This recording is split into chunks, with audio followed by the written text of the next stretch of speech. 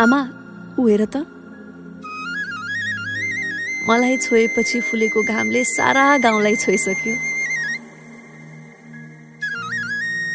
ऊ सुन त, आफू कुनै दिन मेरो सन्तान भएर जन्मिने खबर घामले सारा गाउँलेलाई सुनाइसक्यो।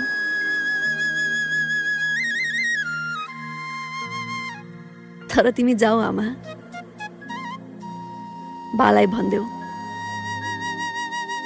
पहिले हरेक महिना मेरी हजुरआमाको शरीरबाट रगत बगेकाले मात्रै